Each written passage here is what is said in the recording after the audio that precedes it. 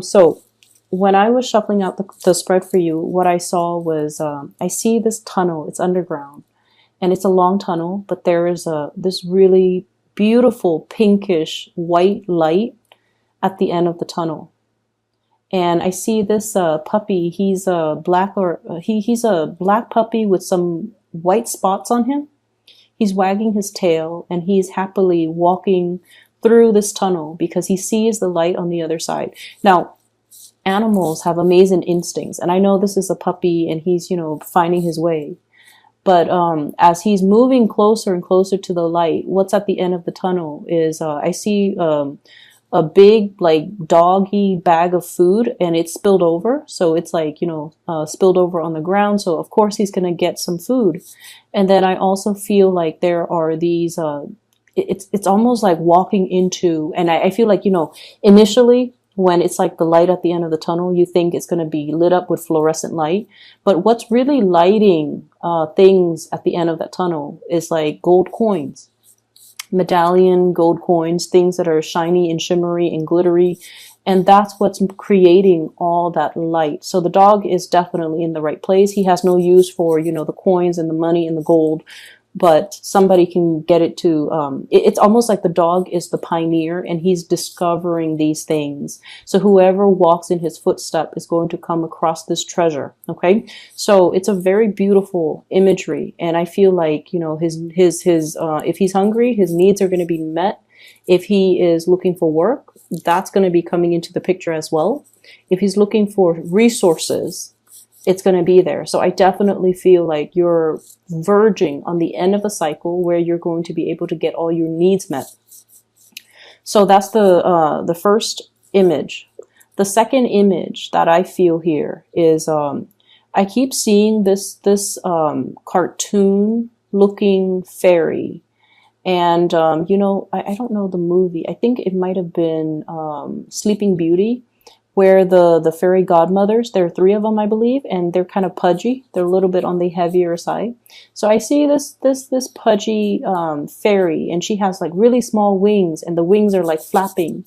And she's holding this wand, and she's smiling, so she seems like very benevolent.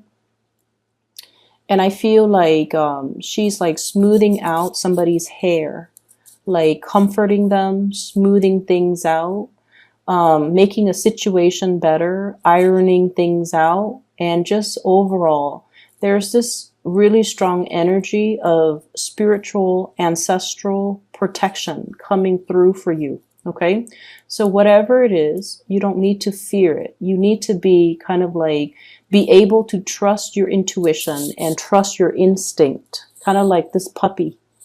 Okay. To walk into the unknown. To walk into the unknown without armor, without any way to defend yourself, and to trust that you're walking in the right direction, because there's going to be food at the end of the tunnel. So that's what I saw. And I remember when I did the reading for you at the very beginning of the month, you guys have embarked on a journey and you're waiting for a situation. And I mentioned you were trying to flap your wings, trying to get to your destination, right? And it feels like it's very difficult, and it feels very labor intensive, and it just feels like you're tired, like you need a rest, like you just want to land and just stay where you're at and not have to move. So I feel like energetically there might be some drainage. There might be a situation where you're feeling a little bit tired, a little bit under the weather, a little bit just vitality is very low. This could be with somebody that you're dealing with. If you're taking care of elderly parents, if you're taking care of people in your midst, there's somebody here that is very stubborn. They know what they have to do and they know what's good for them, but they're refusing to partake in activities or taking their medicine or doing things that would actually be beneficial. Like I see somebody who's cooped up in the home for a very long time, and I see you trying to, get them to move. Okay. So like, do you want to go on a hike? You need some fresh air. Let's go on a hike. And they're like, no, I'm okay where I'm at right now. And you're trying to tell them, hey, why don't we take a trip so that you can get your mind off things? They're like, no, I'm okay here. And so I feel like you're having difficulty trying to get somebody out of the house. And I feel like for some of you elderly parents, for others, it's somebody that is lacking in vitality and they don't want to do these physical activities. And it could be they're physically lacking in vitality, or emotionally they're feeling a little bit cooped up and they don't really want to they don't want to do what they know deep down is good for them. Okay, so they're trying to avoid doing the self work. Okay, what I'm also seeing as well, we have here the Ace of Wands, and we have as well, this is the Page of Wands. Okay, you guys are definitely embarking on something brand new. This could be a project. This could be a new job. This could be some type of a creative venture that you're very excited about and you're going to be undertaking wholeheartedly. There's a lot of hopefulness and optimism associated with this. This is an opportunity for you to kind of prove yourself. No longer a child, protected and coddled. We're now becoming a little bit more, we're growing up and we have skills that we want to display to the rest of the world. Okay. So I feel like you're embarking on a brand new journey, and I feel like it's forcing you to step outside of your comfort zone a little bit. But I do sense that you have a lot riding on this. And I also feel like you're going to be, it's in your element, fire signs, the suit of wands, it's in your element, which basically means you're going to transition into it very naturally, without any type of hurdles to overcome, without any type of a learning curve, without any type of without any type of setbacks. Okay, so if you've been fearful of doing this in the past, or if you've been feeling like, once again, self-esteem, I don't know if I'm ready for this just yet. Maybe in 2 years, maybe in 3 months, I need to get myself prepared for it. If for whatever reason you've been holding back, and now you feel like, I'm going to do this and I feel like it's the right time and I'm going to embark on it wholeheartedly and I'm going to show my skills. So I definitely feel the learning curve is not going to be a problem for you. There isn't a learning curve. It seems to me like it's more like a straight path. Okay. And we also have as well the straight shooter. This is communication, contact, a lot of exchanges over wide distances. So I definitely feel a lot of communication, a lot of interaction back and forth via electronic communication, emails, text messages. What I'm seeing as well, I see many of you are keeping in contact with a lot of people, okay, going back and forth. And I do see as well, I don't know why there's this mirroring energy here, but I feel like there's a lot of going back and forth, a lot of communication, a lot of long distance communication. And so make sure, and I do see geographical distance as well, but it's going to hit the mark. Okay, so this is a card that traditionally facilitates travel and movement and communication in general. The way that it's coming out, they're saying that you're going to hit the mark, so the distance is not really going to matter. Things are going to be arriving very, very smoothly and transition very smoothly for you, so you don't have to worry. And there's still, okay, the mirroring energy makes sense now. There's some type of a spiritual protection. I mentioned before the ancestral protection, and it's almost like whatever hits this mirror is going to bounce back. Okay, so if it's malintention, it's going to be sent back or boomerang back to the sender. So if you've been dealing with any situation where you feel like you have to shield yourself, or if you have to kind of keep your opponents at bay or try to keep the negativity, away from you, I feel that there is going to be some reprieve from that. And especially there's going to be some type of divine protection where it's going to bounce back that energy and it's not going to energetically affect you. So there's a lot of protection coming through from this spread. I feel like in a mundane sense, for example, if you have a deadline and for whatever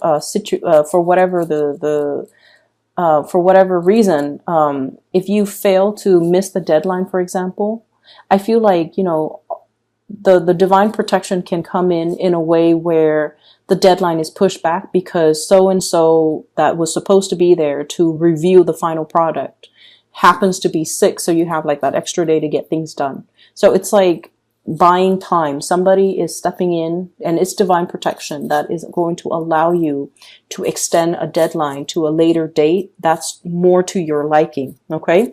And I also sense as well, if there has been like some type of mistakes that you have made in the work environment, something minor, like a typo, like if you're publishing like a manual and there's a typo and it's going to be, or on a PowerPoint presentation and you're going to be in front of the entire work crew giving this PowerPoint presentation and there's like a glaring typo. I feel like there might be some technology malfunction, no one sees it, and then there's an element about saving face. Okay, so I feel like you have some people behind the scenes working to kind of buffer you against whatever negativity, against whatever errors, against whatever typos and things like that. So you do have some really good things. And I feel, for whatever reason, whenever I see the spiritual protection, I feel like they always come in because there is a reason for it. So needless to say, be very, very careful about, doing your work diligently and making sure that whatever you put forward is the best my apologies for that noise. Whatever you put forward or whatever you put out into the world, we still need to be mindful that it has to be a good or a desirable representation of us. So it doesn't alleviate us from, dashing, assignments off in the middle of the night. You still have to do your due diligence and you still have to do the work. The spiritual protection that is behind you is to facilitate that process, but it doesn't alleviate you from doing your fair share of the work. But I definitely see you're being helped and you're being coddled and you're being in a situation where you are divinely protected. Okay. What I have here is the Four of Cups and the Seven of Cups, and both the 4 and the 7s are very, very spiritual numbers. They are indicative of healing. They're indicative of, as well, healing others. Okay, the healer and the teacher is what I'm sensing here. And I do sense there's a major difference here. This is about somebody who wants to maintain their distance. Okay, they're not going to get emotionally involved in other people's problems. They say their piece and they kind of leave it alone. They don't let the emotional undertones affect their decision, or they don't get pulled into that emotional space where they're looking at things so subjectively that they're not able to see the forest for the trees. And then we also have the 7 of Cups. This is like that empathy and that sympathy, wanting to do things for another person, feeling things so deeply where we feel like we have to step in and intervene. So there is this opposition here about you needing to protect your energy and needing to not get sucked into other people's emotional flare-ups or even emotional trauma. So if you, for example, have been doing a lot for other people, if you're somebody in your work environment that is doing all the work, or that's like, the go-to person when people have problems and when people are dealing with emotional crises in their life, if it keeps happening over and over and over again, you kind of have to take the stance of, loving detachment, okay? Not wanting to get involved, knowing when to push things away and knowing when to energetically not let other people's issues affect you. If it's their problem, it's their problem. As much as we want to get involved, we kind of need to preserve our energy and need to draw very clear boundaries, okay? I mentioned 2 weeks ago, there was this guilt, and I feel like it's coming into the picture. Wanting to do things for another person, or feeling like telling yourself, oh, I can't do this because of A, B, C. And usually those A, B, C reasons are linked up with another person that you feel this sense of indebtedness to. So I don't know, for some of you, I feel like somebody helped pave the way for you. Somebody provided something so that you could do something else. And I feel like there's a sense of guilt, there's a sense of indebtedness. And I feel like it doesn't have to be that way. So you kind of need to draw back your energy and to also learn to, it's almost like, yes, they built the foundation. You know, the fours are about the foundation. Yes, they built that foundation. But without your skills, without your diligence, without your hard work, you couldn't resurrect anything from that foundation. So they built the foundation, but it was your hard work that created everything else that came after. So you have to give yourself that credit and not feel that sense of indebtedness to another person. So I feel like there's something here where you are underestimating your capabilities or underestimating your strength, okay? I'm seeing as well, we have here shining away from the sunlight and the spotlight. So this is the Five of Wands. Not wanting to be in that sunlight or that spotlight. Conflict avoidant as well. Boundaries. Okay, so making sure that you stand up for the things that you believe in. And this is something that I feel strange saying to an Aries, because you guys are very militant about defending your beliefs. You guys are quite aggressive when it comes to, you know, giving somebody your 2 cents. You know, you do get upset, you blow up, and then you get over it. But there is a situation here. The fives indicate opposition. It doesn't have to be nasty or drawn out, or, you know, it can just be a situation where we do not see eye to eye with another person. And I feel like you're blocking away this conflict. And I feel that you need to kind of face it head on. Underneath it is the devil. And this is something that, you know, the devil is kind of like the greatest like sleight of hand. Okay. So it's almost like we fear it because we feel like he might exist out there somewhere, but it's in our mind space. Okay. So it's almost like the imagination runs wild and we make a situation a lot scarier than it has to be. So unless we face it head on, it's going to be constantly, you know, this dreaded fear, but it's not very real. So unless we face it head on, we're not going to be able to banish the fears. We carry it with us.